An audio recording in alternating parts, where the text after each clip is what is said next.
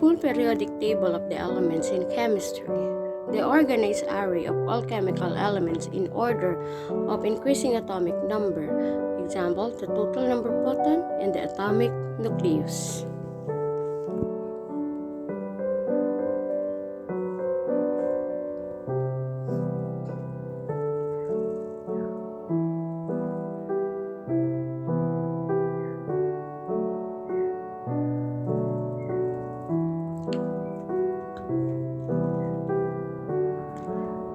When the chemical elements are thus arranged, there is a recurring pattern called the periodic loop in the properties, in which elements in the same column or group have similar properties.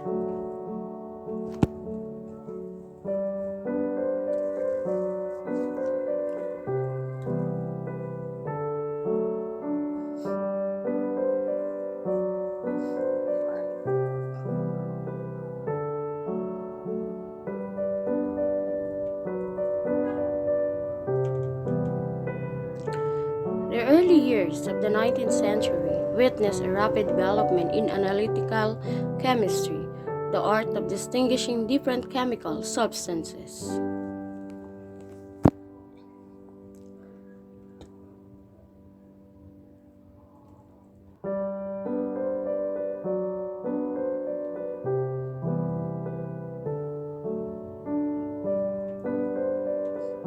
And the consequent building up of a most body of knowledge of the chemical and physical properties of both elements and compounds.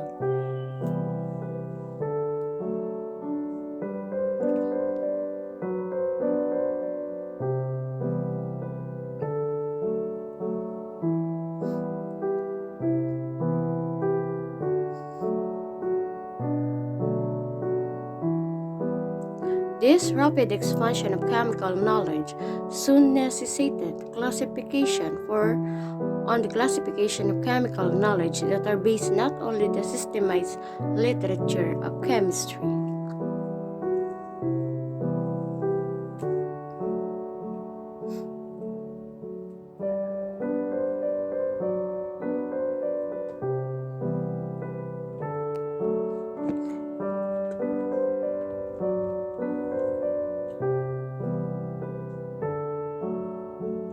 But also the laboratory arts by which chemistry is passed on as a living science from one generation of chemists to another.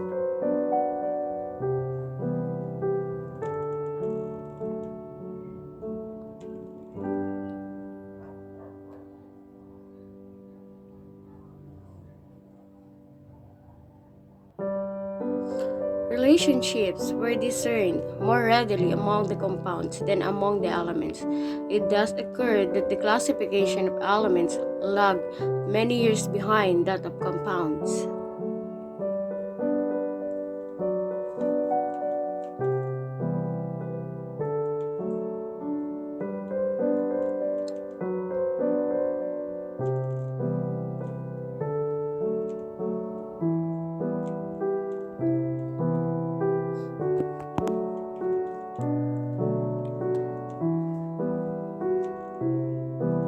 In fact, no general agreement had been reached among chemists as to the classification of elements for nearly half a century after the system of classification of compounds had become established in general use.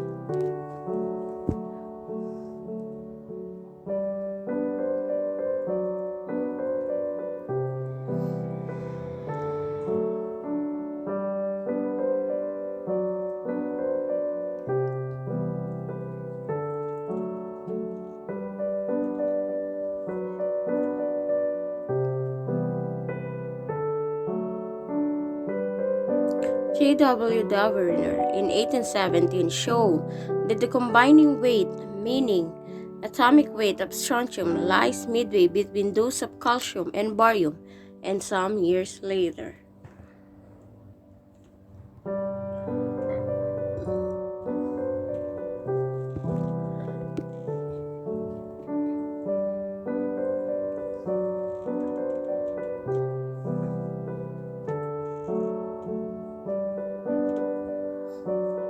In 1864, J.R. Newlands proposed classifying the elements in the order of increasing atomic weight, the elements being assigned ordinal number from unity upward and divided into 7 groups, having properties closely related to the first 7 of the elements.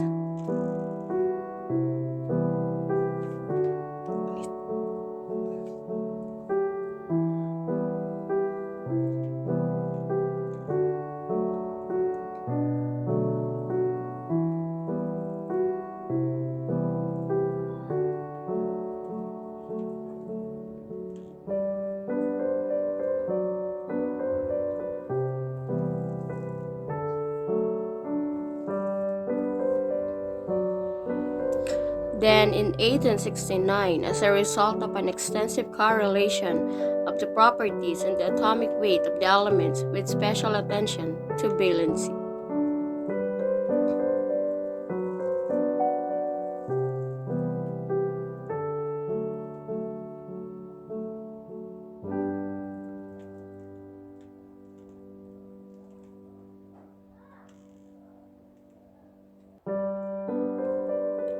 Mendeleev proposed the periodic table or periodical law by which the elements arranged according to the magnitude of atomic weight show a periodic change of properties.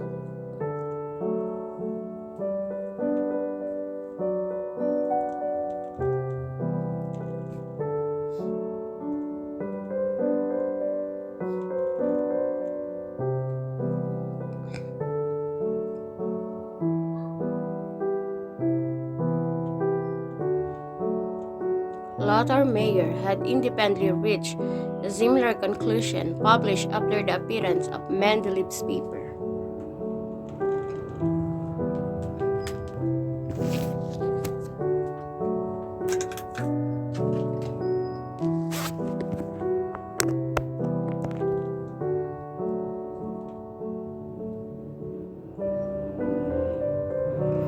The later discovery of elements predicted by Mendeleev, including gallium, scandium, and germanium, verified his prediction and his periodic table won universal recognition.